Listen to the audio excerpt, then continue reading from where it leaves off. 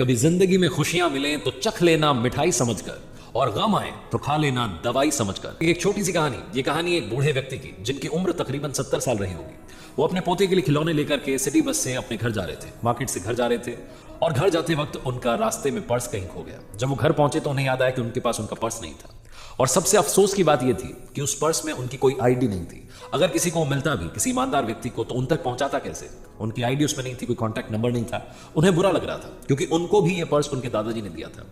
वो घर पर अपने पोते को खिलौने देकर के वापस मार्केट में निकल गए। बस स्टैंड पर पहुंचे, सिटी बस के उस ड्राइवर का पता किया, कंडक्टर का पता किया, कंडक्टर के पास गए और जाकर के पूछा कि भैया वैसे तो मुझे बहुत कम उम्मीद है, लेकिन क्या इस सिटी बस में शाम 4 बजे जब मैं वापस जा रहा था उस टाइम के लगभग कोई पर्स मिला था?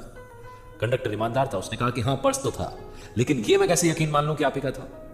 तो इन बूढ़े व्यक्ति ने कहा कि उसमें भगवान की फोटो थी, ऊपर वाले की फोटो थी। तो कंडक्टर ने कहा कि कौन सी बड़ी बात है, हर किसी के पर्स में ऊपर वाले की फोटो होती है, ये कौन सी नई बात आप बता रहे हो? कुछ ऐसा बताओ जो आपके बारे में इसमें हो। तो उसने कहा, जो बूढ़े व्यक्ति थे उन्होंने कहा कि इस पर्स में मेरी कोई आईडी नहीं है, तो मैं साबित नहीं कर पाऊंगा कि ये मेरा है, लेकिन वो जो भगवान की फोटो है उसके बारे में कुछ बताना चाहता हूं। तो कंडक्टर ने पूछा कि क्या कहानी आप बताइए। तो उन्होंने बताना शुरू किया कि ये पर्स मुझे मेरे दादाजी ने दिया था, तो मेरे लिए बड़ा ही मेमोरेबल पर्स है। और इस पर्स में बचपन में मैंने अपनी खुद की फोटो रखी, क्योंकि खुद में बड़ा सुंदर लगता था, हैंडसम लगता था, तो मैंने अपनी फोटो रख ली थी। फिर मेरी शादी हो गई तो मैंने अपनी बीवी की फोटो रख ली। उसके बाद में मेरे बच्चे हो गए तो मुझे लगा कि बच्चों की फोटो होनी चाहिए, तो मैंने बच्चों की फोटो रख ली।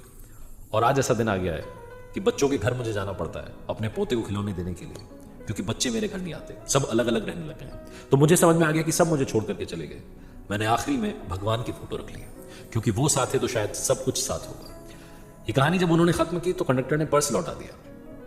ये बूढ़े बाबा अपने घर वापस जा रहे थे। ये छोटी सी कहानी जिंदगी में बहुत बड़ी बात सिखाती है।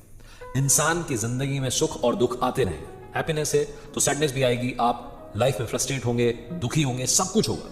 आपकी लाइफ में प्रॉब्लम्स आएंगी, क्योंकि ऐसा कोई इंसान नहीं जिसकी जिंदगी में विपत्तियां नहीं आती। बस जब आप ऊपर वाले को हमेशा याद करते हैं तो आपको शक्ति देता है, साहस देता है। उसे आप सुपर नेचुरल पावर कहिए, भगवान कहिए, अल्लाह कहिए, खुदा कहिए, जिस भाषा में उन्हें बुलाना है वो कहिए, लेकिन जब वो आपके साथ होता है तो दुनिया की कोई ताकत आपको बढ़ने से रोक नहीं सकती। और जब आपकी लाइफ में प्रॉब्लम्स आती हैं तो वो आपको उन प्रॉब्लम से लड़ने की ताकत देता है, साहस देता है।